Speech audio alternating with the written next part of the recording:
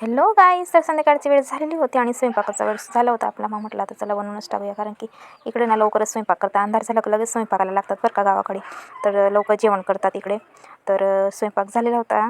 माझी भाकर झालेली होती करून, आणि मग शेवग्याची भाजी करायची होती. मग त्याच्यानंतर सकाळी उठून बघा दाणे टाकलेले होते कोंबड्यांना मस्तपैकी. कोंबड्यांना सकाळी उठलं का लगेच कोंबड्यांना उघडावं. बकऱ्यांना बकरी नाही आमच्याकडे, फक्त कोंबडीत आहे. मग त्यांना दाणे बिणे टाकायचे तर असतात सकाळी सकाळी. त्याच्यानंतरून मग आणि पाणी तापवत होती हातपाय धुवायला बरं का. तर आधी हातपाय धुवून चहा पिली जाते, नंतरून आंघोळ्या बिंगोळ्या होत्यात. मग त्याच्यानंतरून आहे ना इथं चहा होत होती. तर मी नाही ना रात्री मला आहे ना साडी घालून झोपूच नाही वाटत, मग गाऊन घालून घेते. मग म्हटलं सकाळी उठली मग असंच रुमाल गुंडाळून घेतलेला होता डोक्यावर, कारण की आम्हाला पदर घ्यावा लागतो डोक्यावर.